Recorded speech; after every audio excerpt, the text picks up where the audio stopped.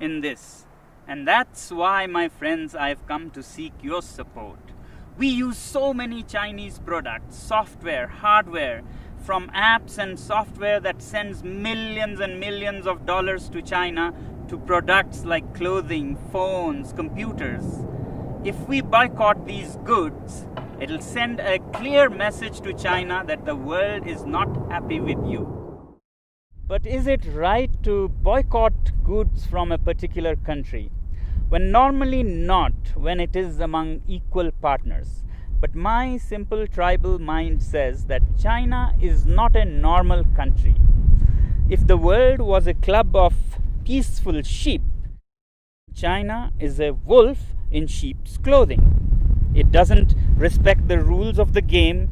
It's a totalitarian regime run by a clique. It's not representative of its people. In fact, its people are just an instrument for its expansionist ambitions.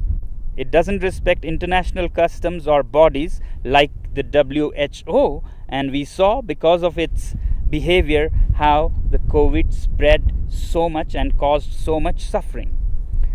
Yet, we, the people of the world, also have double standards. We overlook everything and just want trade with it. In 1947, China gobbled up Inner Mongolia. We were silent. We wanted trade. Later, Tibet, with its 6 million Tibetan Buddhists, were annexed. We were silent. We wanted trade. And then Xinjiang, with its 10 million Uyghur Muslims, were gobbled up. We were silent. We wanted trade. In fact, 60% of today's China is occupied territory. But we overlook that because we want trade. But the biggest victims of this regime are the 1.4 billion Chinese. They work like bonded laborers, have hardly any rights, and if they raise their voice, they disappear. China has already blocked and banned Twitter, Google, Facebook, and keeps its people from all the information of the free world. And now with the Belt and Roads Initiative, China is laying a debt trap around the world. Already, countries like Sri Lanka have lost their land as they couldn't pay the debts. Pakistan is soon becoming a colony of this kind. In Africa, Djibouti has already lost its land for China. Countries like Tonga have debts that amount to 44% of its GDP. After Asia and Africa, they're soon arriving in Europe, where assets are being built all over Central Asia and Europe with loans from Chinese companies and contracts given to Chinese companies with very high rates, and when you can't repay the loans, you lose your land.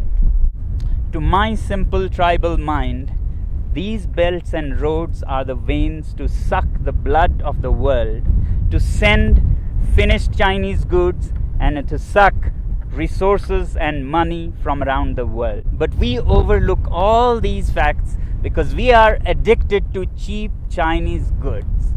We must also find out, why are these goods cheap in the first place? Can we ethically make cheap goods like this? Well, they are cheap because the labor is low paid, labor laws are hardly there, and natural resources are plundered like there is no tomorrow. State subsidizes utilities to artificially lower their prices, and they manipulate currencies in their favor. So it's time that we, citizens of the world, take our wallets into our hands and say we have personal economic sanctions on this regime. And yet in the free world, we have the double standards to say that if our own country has environmental and human rights restrictions, we move our factories to China. Well, aren't Chinese people human beings with human rights? Isn't nature in China a part of this planet? Now, some people would ask, is it practical? How can we manage without Chinese goods? And what are the alternatives? Well, if we are determined and give enough time to businesses and industry, things will adapt themselves. So that's why I say Boycott Made in China, software in a week, hardware in a year. So your software apps like TikTok, Hello that you have on your mobile phones, you can immediately uninstall and uninstall in millions so that China gets a message. As for hardware like phones, computers, clothing, we take a year and slowly choose products sourced out of the free world. And my simple tribal analysis says that if you give time and clear determination, then businesses will adapt. A new ecosystem will develop where there'll be enough goods to cater to people who don't want to buy Chinese goods. Just like vegan people or Jain community, they don't eat certain things, they don't go hungry. Businesses adapt and they get what they want with time.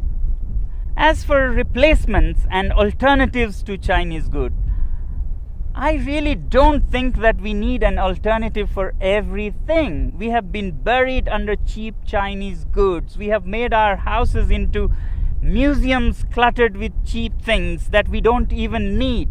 Why do we need 10 pairs of shoes? Why can't we do with 3 pairs of shoes made very nicely by local craftsmen? Why do we let these goods pollute our rivers, lakes? Can we learn to live simpler?